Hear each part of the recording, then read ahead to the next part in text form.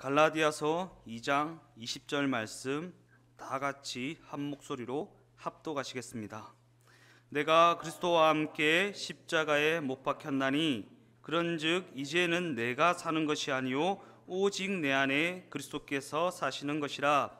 이제 내가 육체 가운데 사는 것은 나를 사랑하사 나를 위하여 자기 자신을 버리신 하나님의 아들을 믿는 믿음 안에서 사는 것이라. 아멘.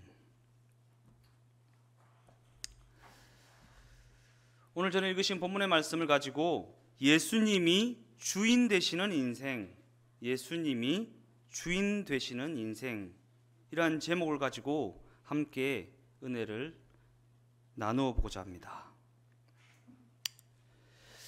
예수님을 믿는 믿음을 가진 성도들이 이 땅에서의 삶을 살아가는 동안 가장 큰 두려움을 가지게 되는 그 순간은 예수님의 동행하심이 느껴지지 않는 그 순간입니다. 험악한 사람이 옆에 있어서도 아니고 위험한 일이 옆에 있어서도 아닙니다.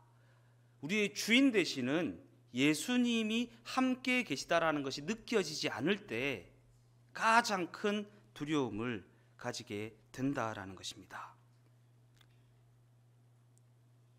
여기서 예수님의 동행하심이 느껴지지 않는다는 것은 그들이 예수님의 동행하심이 어떠한 것인지를 경험했다라는 것입니다.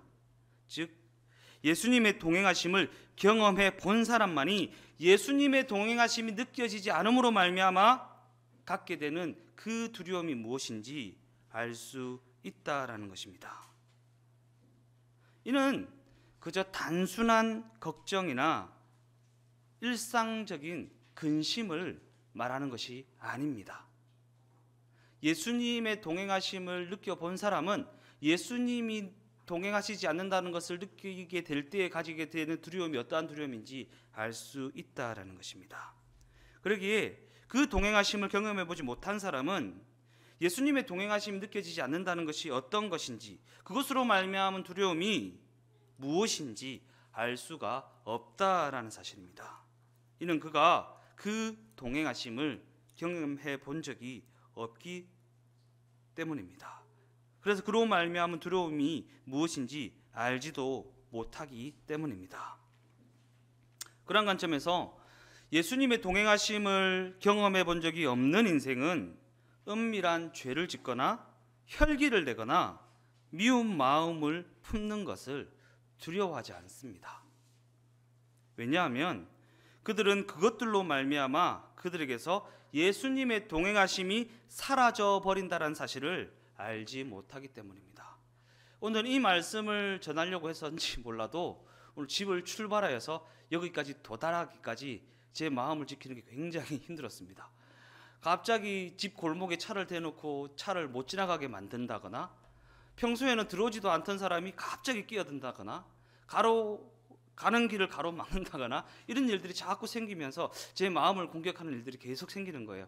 그래서 예수님, 이 설교하기 전에 이 마음이 불편하면 안 되는데 왜 자꾸 이런 일이 생기는 걸까요?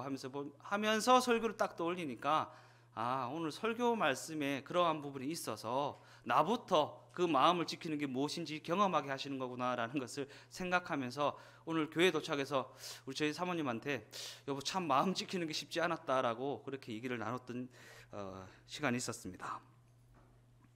어찌되었든 예수님의 동행하심이 어떠한 것인지 알지 못하는 사람은 은밀한 죄를 짓거나 혈기를 내거나 화를 내거나 험악한 말을 하는 것을 전혀 두려워하지 않습니다. 왜냐하면 그러한 것들로 말미암아 예수님의 동행하심이 사라진다는 것이 무엇인지, 또한 예수님이 동행하심이 무엇인지, 그 축복이 어떠한 것인지 알지 못하기 때문입니다. 그러나 그 동행하심을 경험하였고 또한 그것이 어떠한 것인지를 아는 사람들은 은밀한 죄를 짓거나 혈기를 내거나 미운 마음을 품는 것을 함부로 하지 않는다라는 사실입니다. 왜냐하면 그러한 것들을 품는 순간 그 동행하심이 사라져 버린다라는 사실을 너무나도 잘 알기 때문이고, 그것이 얼마나 두렵고 얼마나 무서운 일인지를 잘 알고 있기 때문입니다. 예수님이 우리와 동행하시지 않고 우리를 떠나가게 되는 것은 우리가 미워서가 아닙니다. 우리가 싫어서가 아닙니다. 우리가 품고 있는 그 혈기, 그 미움, 그 화나는 마음이 싫어서 잠시 피하는 것입니다.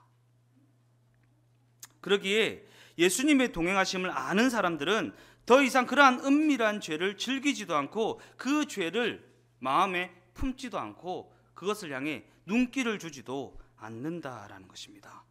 그렇다면 우리가 그러한 은밀한 죄에 빠지게 되는 그 이유는 무엇인가?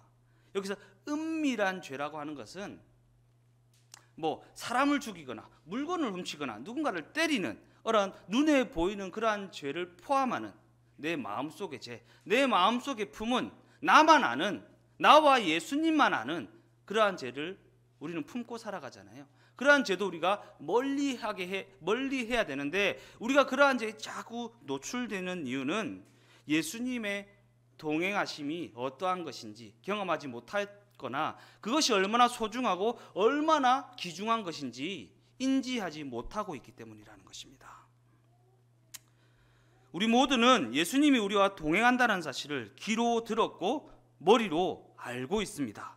그러나 이 사실을 지식적으로 그냥 머리로만 아는 것과 실제적으로 체험하여 아는 것은 전혀 다른 차원의 문제라는 것입니다. 그런 관점에서 우리가 어떠한 사실을 알고 있다고 해서 그것을 믿고 있다고, 그것을 누리고 있다고 볼 수는 없는 것입니다. 왜냐하면 우리는 예수님이 우리와 동행한다는 사실을 입으로 고백은 하면서도 실제로는 예수님이 우리와 함께 있지 않는 것처럼 그것을 누리지 못하고 그렇게 살아가고 있기 때문입니다. 삶의 순간순간 다가오는 여러 가지 일들로 말미암아 예수님이 우리와 동행하고 계심에도 불구하고 그것을 망각한 채 그것을 누리지 못하고 그렇게 살아간다라는 것입니다. 이는 그 인생이 그 동행하심에 대한 지식은 있지만 실제적인 체험은 부족하기 때문이라는 것입니다. 더 나아가 그러한 체험의 부재가 우리의 신앙생활에 있어서 큰 문제가 되는 것은 예수님이 동행하지 않는다는 것이 그 인생에 아무런 문제가 되고 있지 않다는 그 사실 때문입니다. 전혀 불편함이 없다는 그 사실 때문이라는 것입니다. 어쩌면 더 편하고 더 효율적이라고 생각하고 있는지도 모르겠습니다. 예수님이 동행하고 계시면 동행하신 예수님께 묻고 답을 얻고 행해야 되는데 효율성이 떨어지죠. 그러니까 일단 하고 보는 것입니다. 그래서 고린도후서 13장 5절 말씀은 이렇게 기록합니다. 너희는 믿음 안에 있는가 너희 자신을 시험하고 너희 자신을 확증하라. 예수 그리스도께서 너희 안에 계신 줄을 너희가 스스로 알지 못하느냐? 그렇지 않으면 너희는 버림받은 자니라. 성경이 증언하고 있는 예수님의 동행하심이 진정으로 실제하는 것이라면 이것은 너무나도 엄청난 사건입니다. 그러기에 우리가 예수님이 나와 동행하신다는 사실을 진정으로 알게 되고 진정으로 경험하고 진정으로 체험하게 된다고 하면 우리 삶에 다가오는 모든 두려움은 떠나가게 될 것입니다. 그 두려움은 내 기준의 두려움이지 예수님의 기준의 두려움은 아니기 때문입니다. 내가 볼 때에 두려운 것이지 예수님이 볼 때에도 두려운 것은 아니기 때문입니다.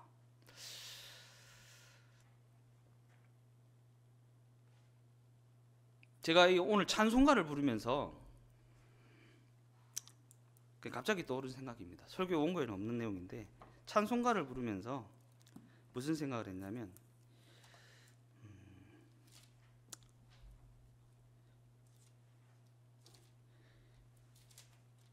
269장의 후렴에 보면 나 믿노라 나 믿노라 그 보혈 공로를 흠없어도 피 흘리사 날 구원하셨네.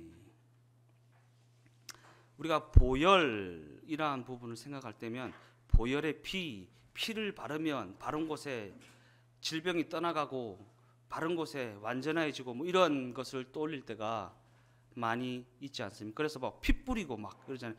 보혈의 피를 날 덮어주시고 내 몸의 모든 질병이 떠나가게 해주시고 뭐 이렇게 기도할 때가 많이 있잖아요. 근데 저는 그런 기도가 참 불편했습니다.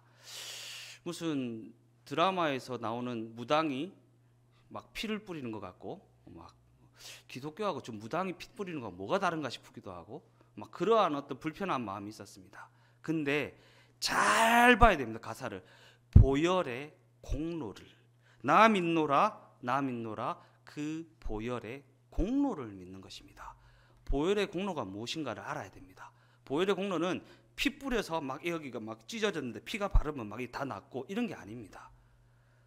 보혈의 공로는 완전하신, 거룩하신, 270장에 보면 변쳤는 주님의 사랑과 거룩한 보혈의 공로로, 거룩한 보혈의 거룩한 피, 깨끗한 피를 의미하는 게 아닙니다. 완전한 피를 의미하는 것입니다. 완전한 생명을 의미하는, 피는 생명을 말하는 거예요. 완전한 것을 말하는 것입니다. 흠없고 점없고 죽어야 할 이유가 전혀 없는 예수님이 그 핏값을 지불하고 우리를 사셔서 우리가 주님의 것이 되었고, 주님의 것이 되었기 때문에 우리는 주님께서 책임져 주신다. 주님이 다스리신다. 주님이 인도하신다. 그러기에 주님이 책임져 주시고 주님이 다스리시는 그 삶 가운데 다가오는 모든 풍파도, 모든 환난도 완전한 주님께서 계획하신 섭리 가운데 있는 것이다 라는 믿음을 갖는 것입니다.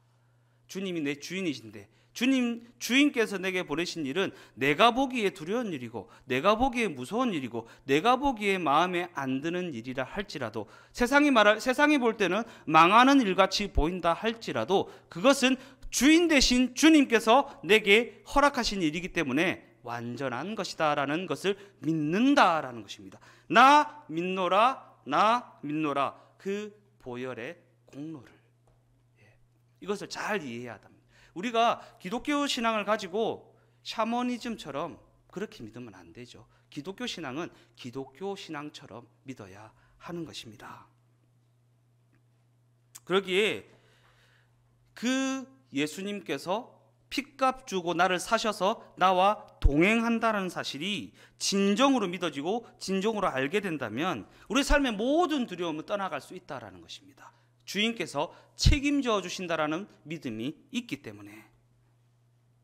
그리고 우리가 주님이 나와 동행한다는 사실을 느낄 수 있게 된다면 모든 은밀한 죄를 버릴 수 있고 그 모든 인간적인 생각을 버릴 수 있다라는 것입니다. 뭐 일이 딱 터졌는데 우리는 인간이기 때문에 인간적인 생각이 먼저 작동합니다. 이 뭐지? 어떻게 해야 되지? 주님이 동행하고 계시다. 물어보면 됩니다. 주님, 왜 이런 일이 내게 허락되어지는 것입니까? 어떠한 것을 섭리하시고 어떠한 것을 계획하셔서 이러한 일들이 내게 있는 것입니까? 라는 것을 인정하고 받아들이고 믿고 믿음으로, 그럼에도 불구하고 불평하지 아니하고 그럼에도 불구하고 원망하지 아니하고 주님의 완전하심을 믿는 믿음으로, 그것 또한 감사함으로 받아들일 수 있는 그러한 마음의 자세를 갖는 것, 그것이 바로 주님의 동행하심을 믿는 것이다 라는 것입니다. 그리고 우리 삶은 상황이 좋아지고 환경이 좋아지고 여건이 좋아진다고 해서 변하는 것이 아니라 주님의 그 동행하심으로 말미암아 변화될 수 있다라는 것입니다. 세상적인 말로 내공이라 그러죠. 내공. 야, 저 사람 내공 있다 이러죠. 주님이 동행하신 것을 믿는 사람은 내공이 있을 수 있습니다. 문제가 딱 터졌는데 따라서 이러는데 평안하게, 주님 무엇이죠? 왜 이런 일이 내게 다가오는 것이죠? 내공이, 이게 내공입니다. 문제에 반응하지 않고 나와 함께 하시는 주님의 어떠하심에 반응하며 살아가는 것. 이처럼 예수님의 동행하심은 하나님의 위대한 축복입니다. 그러기에 예수님이 우리와 동행하신다는 이 사실이 우리에게 그냥 머리로만 아는 지적인 알면서 끝나서는 안 되는 이유가 바로 여기에 있는 것입니다. 그럼에도 불구하고 많은 사람들이 예수님이 나와 동행하신다라는 그 사실이 느껴지지 않아 고민이라고 그렇게들 말을 합니다. 머리로는 알겠는데 실제로는 느껴지지 않는다라는 것입니다. 그렇다면 그들이 그 사실을 느끼지 못하는 그 이유는 무엇인가? 이는 예수님이 그들과 동행하지 않기 때문이 아니라 예수님이 그 인생에 살아 역사하고 있지 못하기 때문입니다. 옆에 있는데 예수님이 역사하지 못하는 것입니다. 옆에 있는데 예수님이 관여하지 못하는 것입니다.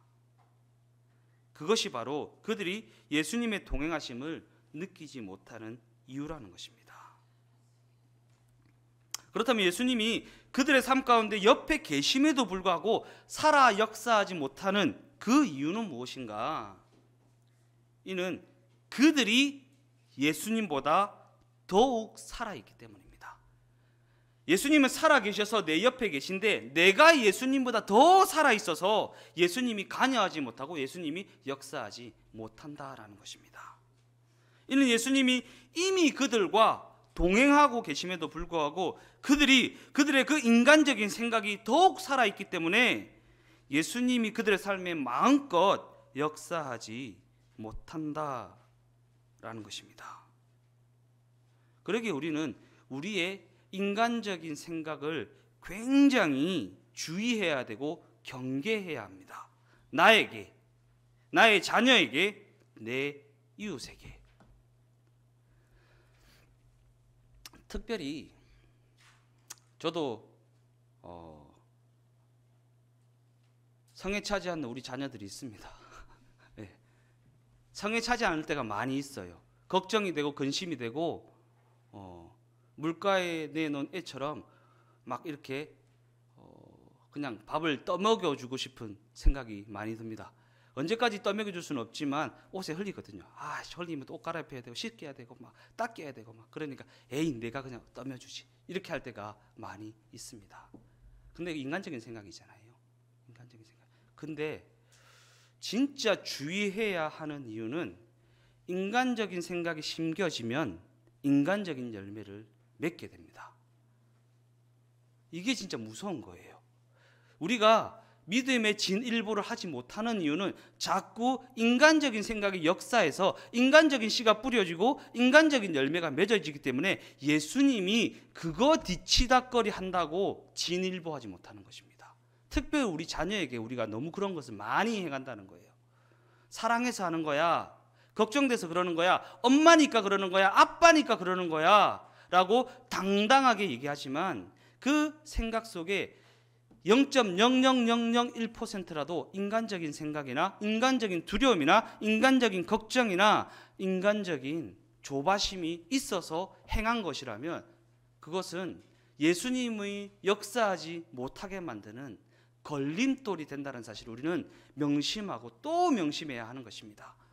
저만 하면 이제 좀 예수님의 역사하심이 나타날 때가 되는데 왜 안 나타나지? 그곳에 인간적인 씨가 뿌려져 있기 때문입니다. 그래서 오늘 본문은 이렇게 기록하고 있는 것입니다. 다 같이 한번 읽어보겠습니다. 내가 그리스도와 함께 십자가에 못 박혔나니 그런즉 이제는 내가 사는 것이 아니요 오직 내 안에 그리스도께서 사시는 것이라. 이제 내가 육체 가운데 사는 것은 나를 사랑하사 나를 위하여 자기 자신을 버리신 하나님의 아들을 믿는 믿음 안에서 사는 것이라.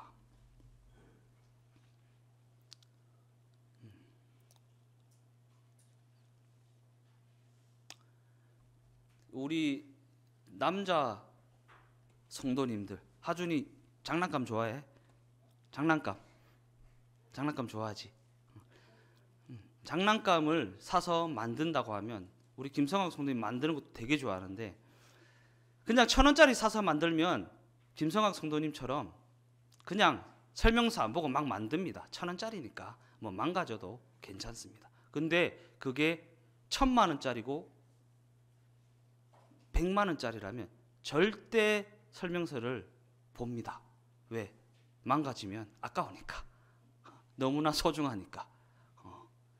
예전에 오토바이 얘기 듣고 굉장히 많이 생각을 했습니다. 소중하니까 몸을 바쳐서 딱 이렇게 잡잖아요. 근데 우리 인생은, 우리 자녀들의 인생은, 우리 이웃들의 인생은 예수님께서 핏값 주고 사신 천하보도 귀한 영혼입니다. 그러기에 그곳에 내 인간적인 씨를 뿌린다는 것은 너무 무서운 일이고 너무나도 무책임한 일이고 내가 책임져 줄 수 없는 어마어마한 일이라는 것을 기억해야 합니다. 그렇게 생각하면 말 한마디도 함부로 할 수가 없습니다. 왜냐하면 말이 씨가 된다 그러죠. 말이 씨가 된다 그러죠. 그 말이 예수님으로 말미암은, 예수님과 동행하면서 예수님의 교제 가운데 예수님의 말씀이라는 것이 검증되고 검증되어야 되었는지 생각하고 또 생각하게 되기 때문입니다. 우리 모두는 예수님을 주님이라고 부르는 존재입니다. 즉 우리는 예수님을 주인으로 모시고 살아가는 그러한 존재라는 것입니다. 그렇다면 과연 우리는 주님이라 칭하는 그 예수님이 우리의 삶 가운데 진짜 주인이 되셨다고 말할 수 있는 그러한 인생인가? 혹 예수님이 그 인생에 손님이 되어 있지는 않는가? 와 계신데 아무것도 하실 수 없는, 손님이 오면 주는 대로 먹어야 되잖아요. 차를 주면 차를 마시고 밥을 주면 밥을, 그게 손님입니다.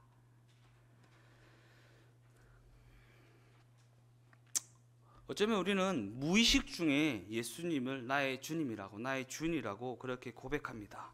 우리 모두의 심령 가운데 예수님이 나의 주인 되셔서 나를 책임져 주셨으면 좋겠다라고 하는 그런 마음이 있기 때문일 것입니다.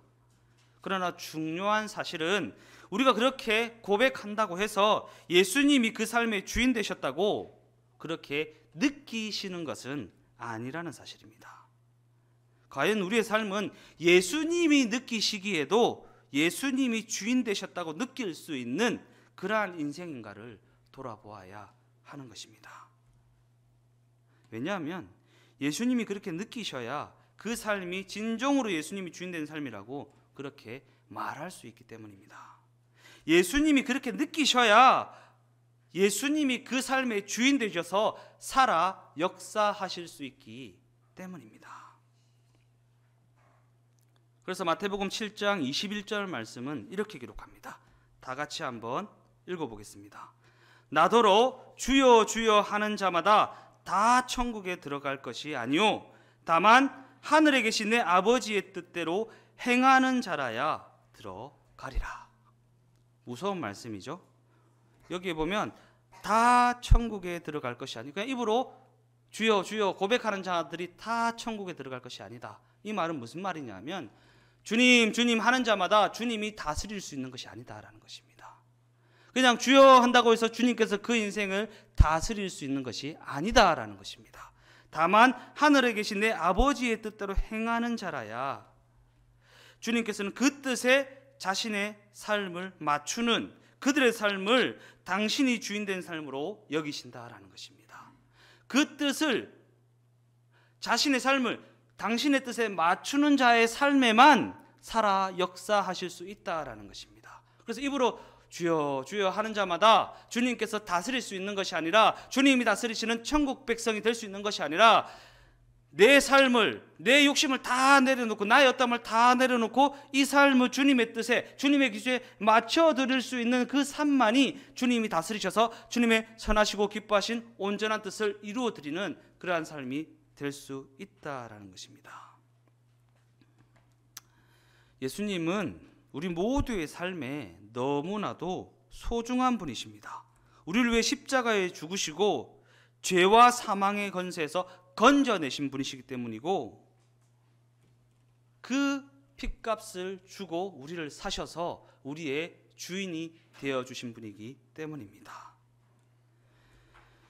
그런데 그럼에도 불구하고 아직도 그 예수님이 그 삶의 주인 되지 못한 경우가 너무나도 많이 있다라는 사실입니다.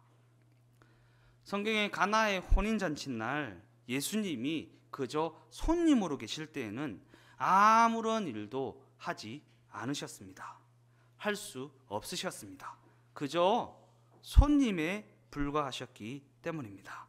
그러나 주인 되셨을 때에는 물이 포도주가 되는 기적을 베풀어 주셨다라는 사실입니다. 과연 우리의 삶은 물이 포도주가 되는 예수님의 기적의 역사가 얼마나 나타나고 있는가? 만약 나타나지 않고 있다면 이는 어쩌면 예수님이 그 인생 가운데 손님으로 와 계시기 때문이 아닐까? 로마서 15장 18절 말씀입니다. 그리스도께서 이방인들을 순종하게 하기 위하여 나를 통하여 역사하신 것 외에는 내가 감히 말하지 아니하노라. 이는 사도 바울이 자신의 사역에 있어서 놀라운 기적이 나타났던 것은 자신의 실력이 아니다. 예수님께서, 주인 되신 예수님께서 그 삶을 사용해 주셨기 때문에, 역사해 주셨기 때문에 나타난 역사들이다라고 고백하는 것입니다. 그런 관점에서 우리 모두의 삶도 사도 바울의 삶과 같이 주인 되신 예수님께서 기뻐 사용하시는 그런 삶이 되어지면 그 삶에도 사도 바울의 삶에 나타났던 그 놀라운 역사가 동일하게 일어나고 동일하게 나타날 수 있다라는 사실입니다. 그렇다면 사도 바울의 삶은 어떠한 삶이었기에 그러한 역사의 현장이 될 수 있었던 것인가? 그것에 우리가 집중해 보아야 되겠죠. 사도 바울의 삶은 그 삶이 십자가에 못 박혔다라는 것과 이제는 내가 사는 것이 아니다라는 명제가 명확하게 정립되어 있는 그러한 삶이었다라는 것입니다. 십자가에 못 박혔다, 죽었다. 그리고 이제는 내가 사는 것이 아니다, 내 것이 아니다라는, 내 사업도 내 것이 아니다, 내 자녀도 내 것이 아니다, 내 사업도 주님의 것이다, 내 자녀도 주님의 것이다 라는 것이 명확하게 정립되어져 있으면 그 삶은 예수님께서 다스리시고 예수님께서 역사하시는 그런 삶이 되어진다라는 것입니다. 그러나 이 명제가 명확하게 정립되어 있지 않으면 예수님께서 그 삶에 찾아오셔도 그저 손님으로만 계실 뿐이지 마음껏 역사하지는 못하신다라는 것입니다. 남의 집에 놀러 가보셨어요? 화장실 한번 사용해도 돼요? 이렇게 하죠. 마음껏 화장실에 가서 큰 거 못 봐요. 불편해서, 그죠? 특히 여성분들 남의 집 가서 화장실을 못 가잖아요. 우리 사모님은 밖에서 화장실을 잘 못 가셔가지고 맨날 화장실 가기 전에 집에 와야 돼요. 손님으로 와 계시면 마음껏 역사하실 수가 없다라는 것입니다. 그런 관점에서 혹시 우리의 삶은 내가 여전히 예수님보다 더 살아있어서 내가 내 삶의 주인이 되어 있는 그러한 삶은 아닌가? 혹시 우리의 삶은 내가 여전히 살아있어서 여전히 내 인간적인 생각이 지배하고 있어서 그것이 예수님의 역사하심을 가로막고 있는 걸림돌이 되고 있지는 않는가? 면밀히 살펴보아야 하는 것입니다. 오늘 본문 갈라디아서 2장 20절에 기록된 사도 바울의 이 고백은 어떻게 사도 바울의 삶이 예수님의 역사의 현장이 될 수 있었는지를 말해주는 열쇠입니다. 즉 우리 모두의 삶에는 두 주인이 있을 수 없다는 것이고 내가 주인이 되어 살아가든지 예수님이 주인이 되어 살아가든지 둘 중에 하나라는 것입니다. 그러기에 여전히 내가 내 삶의 주인이 되어 있다면 예수님은 그 삶의 손님이 되실 수밖에 없다는 것이고 그 삶에 예수님이 주인 되시려면 내가 십자가에서 죽었다는 것이 인정되어져야 한다라는 것입니다. 즉 내가 죽음으로 처리되지 않으면 예수님 우리의 삶의 주인의 자리에 앉으실 수 없다는 것이고 성경은 한 사람이 두 주인을 섬길 수 없다고 분명하게 증언하고 있다라는 사실입니다. 우리가 살아가는 이 세상은 우리 모두를 향해 끊임없이 나 자신을 추구하며 살아가라고 그렇게 외치고 있습니다. 나 자신, 자신의 목적, 자신의 만족, 자신의 유익만을 추구하며 살아가라고 그렇게 외치고 있다라는 것입니다. 그렇게 자신을 향한 그 욕심이 예수의 십자가에서 처리되지 않으면 곧 그 인생의 방향이 예수님의 뜻에, 예수님의 방향에 맞추어진 인생이 되지 아니하면 그 인생이 모든 것에 탁월한 인생이 된다 할지라도 그 결국은 사망이 될 수밖에 없다라는 것입니다. 그 과정은 인간적인 탁월함으로 가득 차 있을지는 모르겠지만 그 결국은 사망이라는 것입니다. 탁월해도 사망, 안 탁월해도 사망. 왜 그렇습니까? 성경은 죄악된 삶을 방향으로 정의하고 있기 때문입니다. 방향이 잘못된 인생은 사망에 이를 수밖에 없다고 너무나도 분명하게 증언하고 있기 때문입니다. 그러기에 그 욕심이, 그 인간적인 생각이 죽음으로 처리되지 아니한 인생은 그 욕심이, 그 인간적인 생각이 주님의 주인 되심을 가로채버리고 만다라는 것입니다. 제 아무리 헌신을 많이 하고, 제 아무리 봉사를 많이 하고, 제 아무리 충성하는 인생이라 할지라도 그 인간적인 생각이, 그 인간적인 욕심이 죽음으로 처리되지 아니하면 그 상태에서 하는 모든 일은 예수님과는 아무런 상관이 없는 자기 자랑이 되어버리고 만다라는 것입니다. 그런 관점에서 우리 모두는 자기 자랑을 추구하는 그 인생이 어떠한 결말을 가져오는지 분명히 잘 알고 있어야 하는 것입니다. 더 나아가 자기 자랑을 추구하는 그 자체도 우리에게 너무나도 무서운 결말을 가져오는 일이겠지만 만약 그 일이 예수님의 뜻이라는 포장이라도 되어 있다면 그 문제는 더욱 심각해진다라는 것입니다. 그 삶이 예수님의 뜻에 맞추어진 삶이 되어져야 하는 것이지, 뜻에 맞춰지지 않는데 예수님의 뜻이라는 포장지로만 포장되어 있으면 이건 답이 없어요. 답이 없습니다.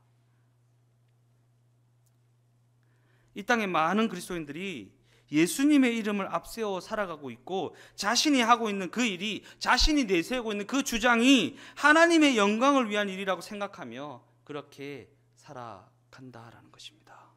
그래서 예수님의 동행이 그만큼 중요한 것입니다. 기독교인들이 제일 많이 싸우죠. 고집이 너무 셉니다. 저도 고집 세거든요. 왜 그렇습니까? 다 예수님의 뜻이래. 다 하나님의 영광을 위한 일이래. 누구 말을 어떻게 믿어야 하는 것인가? 내가 예수님과 동행하고 내가 예수님의 인도하심을 받지 않으면 그러한 일들이 있어진다라는 거예요. 내가 기도 10시간 하고 지금 하는 사람인데 내가 예수님의 뜻이 아니면 기도를 10시간 하든 100시간 하든 그게 중요한 게 아닙니다. 내 삶이 예수님의 뜻에 맞춰져 있는가? 예수님도 그 말을 인정하는가? 예수님도 그 생각을 인정하는가? 그것이 더욱 중요하다라는 것입니다. 만일 자신의 인간적인 생각이 예수의 십자가를 통해 죽음으로 처리되지 않았음에도 불구하고 그 인생이 잘 되고 있고 그 인생에 아무런 문제가 없다고 한다면 그것은 축복이 아니라 저주가 된다라는 사실을 우리는 명심하고 또 명심해야 하는 것입니다. 왜? 그 삶의 결국은 사망이기 때문에. 그렇다면 자신의 인간적인 생각이, 인간적인 욕심이 예수의 십자가를 통해 죽음으로 처리된다는 것은 무엇인가? 우리는 이 부분에 대한 진리를 명확하게 정립하고 있어야 합니다. 왜냐하면 이러한 부분이 명확하게 정립되어 있지 않으면 그 욕심을 죽이기 위한 노력이 마치 돌을 닦는 것처럼 영적인 학대로 이어지는 경우가 너무나도 많이 있기 때문입니다.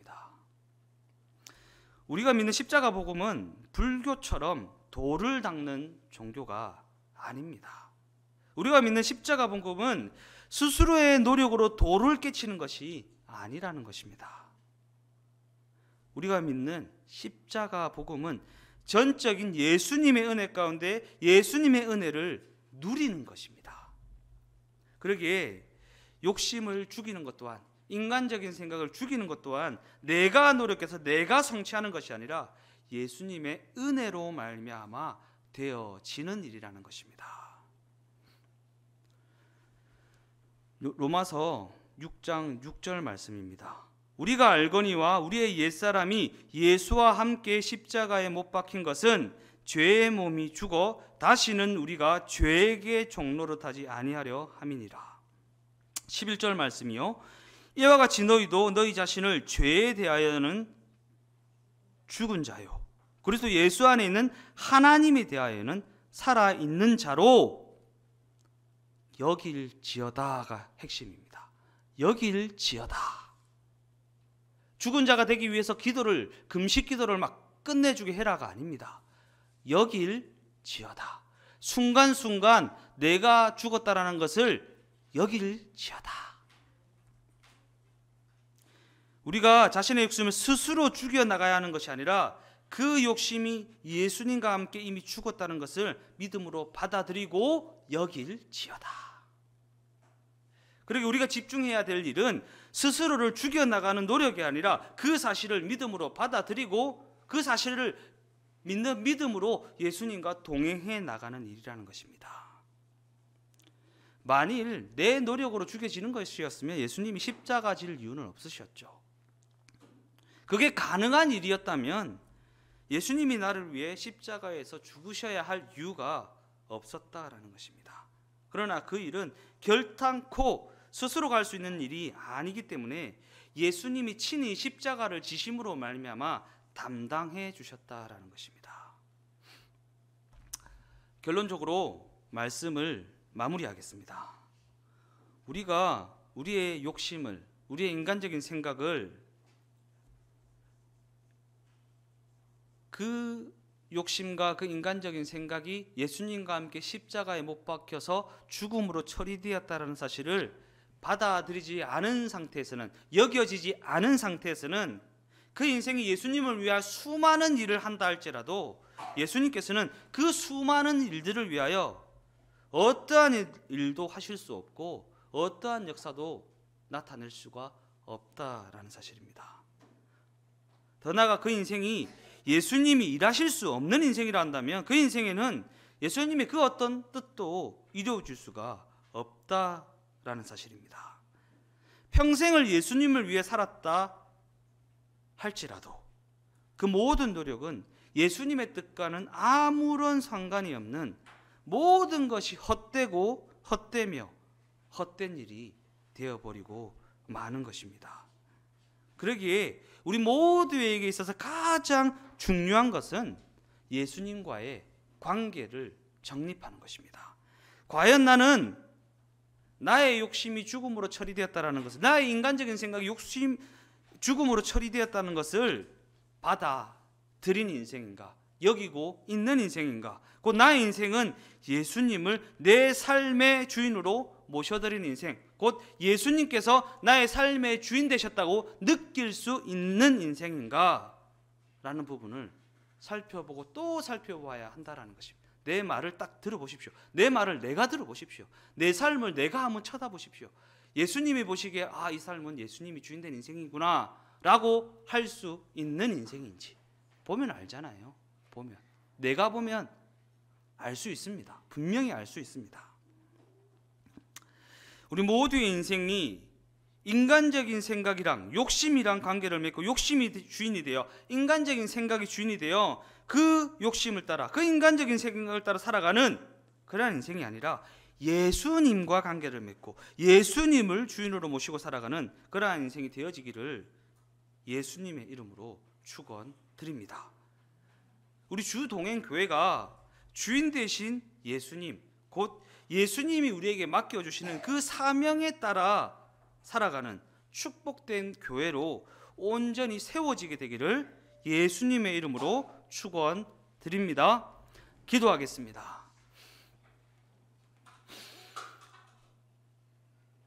우리가 우리의 생각과 말과 삶을 면밀하게 살펴보아야 하는 이유는 우리가 입술로는 예수님이 내 삶의 주인 되셨다고 고백은 하면서도 실제적으로는 예수님이 주인 되지 못한 인생, 예수님이 느끼시기에 주인 되지 못한 인생, 그러한 인생의 모습을 따라 살아가는 경우가 너무나도 많이 있습니다. 주님, 이 시간 우리의 생각 가운데, 우리의 마음 가운데, 우리의 인생의 순간순간 가운데, 그 입술 가운데 찾아오셔서 거울이 되어 주시고 내 생각, 내 말, 내 삶의 모습을 보게 하시고, 내가 볼 때 진정 내 삶은 예수님이 느끼시기에 주인 되었다라고 느낄 수 있는 그러한 인생인가를 돌아볼 수 있는 은혜를 허락하여 주시옵소서. 혹 그러지 못한 인생이라면 이 시간 삶의 방향을 예수님께로 수정하여 나아갈 수 있는 우리 모두의 인생이 되게 하여 주시옵소서. 모든 것 주님께 의지하오며 예수님의 이름으로 기도드리옵나이다. 아멘.